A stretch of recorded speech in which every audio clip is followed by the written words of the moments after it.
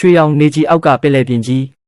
ကြည့်လိုက်ရင်တော့အေးချမ်းလှပနေတာပဲဒါပေမဲ့ဒီလိုင်းလုံးတွေကြားထဲမှာတော့မာယာတွေတစ္ဆာဖောက်မှုတွေနဲ့ပြိုင်ဆိုင်မှုတွေပြည့်နေနေပါတယ်ဇလန်းက1980ပြည့်နှစ်ကနေစတင်ခဲ့တာပါဇလိုက်ဖြစ်တဲ့လီထေတန်းကတော့ပင်လယ်ပြင်ကိုအမိပြုပြီးအသက်မွေးနေတဲ့ရိုးသားတဲ့တန်ငါးသေးလေးတစ်ယောက်ပေါ့ဒါပေမဲ့ကံကြမ္မာကသူ့ဘက်မှာမရှိခဲ့ပါဘူးရန်ညိုးရှိတဲ့ရန်မီသားစုရဲ့လှည့်ကွက်ကြောင့်သူ့လေမှာတေးရရှင်ရဲ့အန်ရနဲ့ရင်ဆိုင်ခဲ့ရပါတယ်ဒါပေမဲ့ထေတန်းကအရှုံးပေးမဲ့သူမဟုတ်ဘူးလေသူ့ရဲ့တက်တီနဲ့ပင်လယ်ရေအောက်ကငါးမန်းကြီးတစ်ကောင်ကိုတောင်အမိတ်ပေးဆက်သွင်းပြီးလှေကိုကယ်တင်နိုင်ခဲ့ပါတယ်သူဟာမိသားစုရဲ့ဂုဏ်သိက္ခာနဲ့ဖခင်ဖြစ်သူအတွက်တမိုးကြီးတဲ့ငါးတွေကိုဖမ်းဆီးဖို့ပင်လယ်ပြင်ထဲကိုရေရဲဝံ့ဝံ့ဆက်လက်ဦးတည်ခဲ့ပါတယ်တစ်ဖက်မှာတော့ကမ်းခြေမှာရွာသားတွေနဲ့အကြီးအကဲတွေစုဝေးနေကြပြီးအနိုင်ရှုံးကိုစောင့်မျှော်နေကြပါတယ်ရန်မိသားစုရဲ့သားဖြစ်သူကတော့သူဖမ်းလာတဲ့ငါးပိတာရာချီကိုပြပြီးတက်ကြွဝါကြွားနေတာပေါ့သူကထေတန်းရဲ့ချစ်သူဖြစ်တဲ့ရှာမိန်ကိုအနိုင်ရရှိပြီးအပိုင်သိမ်းဖို့မျှော်လင့်ချက်အပြည့်နဲ့ရွာလူကြီးတွေရှေ့မှာစိန်ခေါ်နေပါတယ်ရှာမိန်ကတော့ထေတန်းကိုပဲစိတ်ပူပြီးမျက်ရည်တွေနဲ့မျှော်နေရှာတာပါနေမဝင်မချင်းပြန်ပွဲကမဆုံးသေးဘူးလို့ရှာမိန်နဲ့ထေတန်းရဲ့အဖေကယုံကြည်ချက်အပြည့်နဲ့အော်ပြောနေချိန်မှာပဲ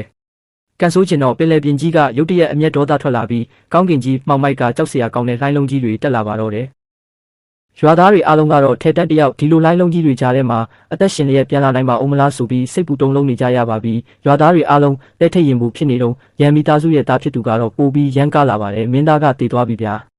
ဘာကိုစောင့်နေကြဦးမှာလဲလို့ထဲတက်ရဲ့အဖေကိုအော်ဟစ်စော်ကားပြီးကမ်းခြေမှာတင်လူမိုက်ဆန်ဆန်ကိုကြဖို့ပြင်နေတာပေါ့သူကအရှုံးမပေးခြင်းနဲ့ရှာမင်ကိုအတင်းအဓမ္မလက်ထပ်ဖို့စူးစမ်းရုံတင်မကပဲထဲတန်းရဲ့လှေလဲပျက်စီးသွားပြီမို့မင်းတို့မိသားစုဒီဆောင်တွင်းမှာငတ်တေဖို့သာပြင်ထားတော့ဆိုပြီးကြုံဝါနေပါတယ်ဒါပေမဲ့အမှန်တရားကအမြဲတမ်းနိုင်ရိုးစုံစမ်းမှာပဲရုတ်တရက်ရွာသူကြီးရဲ့ဇနီးဖြစ်သူကပင်လယ်ပြင်ဘက်ကိုလက်ညှိုးထိုးပြီးဟိုမှာလှေတစင်းပြန်လာပြီးလို့អော်လိုက်တဲ့အချိန်မှာတော့တရွာလုံးအံ့ဩမြင်သက်သွားကြပါတယ်လှိုင်းလုံးကြီးတွေကြားထဲကနေထဲတန်းရဲ့လှေဆူကြီးကကမ်းခြေစီကိုလွင့်ပြန်တယ်လို့ရောက်ရှိလာပါတော့တယ်လေပေါ်ကနေရဲရဲဝံ့ဝံ့လမ်းလျှောက်ဆင်းလာတဲ့ထဲတန်းကိုမြင်လိုက်ရတဲ့အချိန်မှာတော့တစ်ဖက်ကရန်မီသားစုဝင်တွေမျက်နှာဖြူဖြော့သွားကြတာပေါ့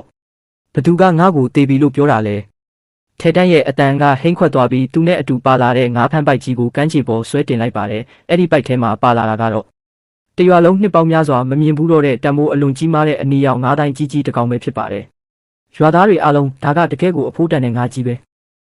အ ਨੇ ဆုံးငွေရချီတန်တယ်လို့အော်ဟစ်အံ့ဩနေကြချိန်မှာ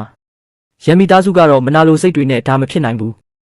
မင်းရဲ့ပိုက်စုံနဲ့ဒီလိုရေနက်ပိုင်းကားကိုဘလို့ဖမ်းမိတာလဲလို့အော်ဟစ်ပြီးလှည့်စားဖို့ကြိုးစားပါတော့တယ်ရွာသူကြီးကထဲတန့်ဖမ်းလာတဲ့ငါးကြီးကိုကြည့်ပြီးရန်မီသားစုရဲ့ငါးတွေအားလုံးပေါင်းမှတန်ဖိုးကငွေ60ကျော်ပဲရှိတာထဲတန့်ရဲ့ဒီငါးအနီကြီးကတော့အ ਨੇ ဆုံးငွေ900ထက်မကတန်တယ်ဗျာဒါကြောင့်ဒီနေ့ပြန်ပွဲမှာလီထဲတန့်အနိုင်ရတယ်လို့တရားဝင်ကြေညာပေးလိုက်ပါတယ်ဒါကိုကြားလိုက်ရတဲ့ရှာမင်ခမရဝမ်းသာအားရနဲ့ထဲတန့်ကိုပြစ်ဖက်တော့တာကိုဖခင်ဖြစ်သူလီဖိုးကြီးလည်းမျက်ရည်တွေဝဲပြီးငါသားလေးတော်လိုက်တာဆိုပြီးဂုံယူမဆုံးဖြစ်နေရှာတယ်ဒါပေမဲ့ရန်မီသားစုကတော့ဒီအတိုင်းအရှုံးမပေးချင်ပါဘူးရန်ဖိုးကြီးကဓာတ်တလက်ကိုကင်ပြီးထဲတန့်စီတရွေ့ရွေ့လျှောက်လာပါတယ်သူတို့ကဒီငါးကရေနက်ပိုင်းကမင်းရဲ့ပိုက်စုံနဲ့ဒါမျိုးဖမ်းမိဖို့မဖြစ်နိုင်ဘူးဒါတည်နေတဲ့ငါးကိုကောက်လာတာပဲဖြစ်ရမယ်ဒါကြောင့်ထဲတန့်ရှုံးတယ်လို့တရွာလုံးရှိမှမျက်နှာပြောင်တိုက်ပြီးလိန်ညာပါတော့တယ်ရန်မီသားစုရဲ့သားဖြစ်သူကလည်းထဲတန့်ကိုလက်ညှိုးငေါက်ငေါက်ထိုးပြီးဟုတ်တယ်မင်းတည်နေတဲ့ငါးနဲ့ငါတို့ကိုလာလိန်တာဒါကြောင့်မင်းရဲ့လက်တစ်ဖက်ကိုဖျက်ရမယ်ဆိုပြီးဓာတ်နဲ့ခုတ်ဖို့ပြင်ပါတော့တယ်ရှမိန်ခမများရှင်တို့လူလည်းမကြားနဲ့လေလို့အော်ဟစ်တားဆီးပေမဲ့လည်းအင်အားကြီးတဲ့ရန်မီသားစုကိုဘယ်သူမှမတားရဲကြပါဘူးဒီအချိန်ဒီမှာထဲတန်းကလုံးဝတုံလုံးမသွားပဲရန်မီသားစုရဲ့သားကိုစိန်ခေါ်လိုက်ပါတယ်မင်းကဒါကိုတည်နေတဲ့ငါလို့ပြောတာလား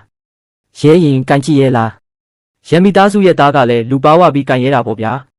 ဘာဖြစ်လဲဆိုပြီးငါးကြီးရဲ့နှက်ခမ်းသားကိုလက်နဲ့သွားထိလိုက်တဲ့အချိန်မှာပဲထဲတန်းကစိတ်ထဲကနေငါးကြီးကိုအမိတ်ပေးလိုက်ပါတယ်ပစက်ဟာပြီးသူ့ကိုကိုက်လိုက်စမ်းချက်ချင်းဆိုသလိုပဲ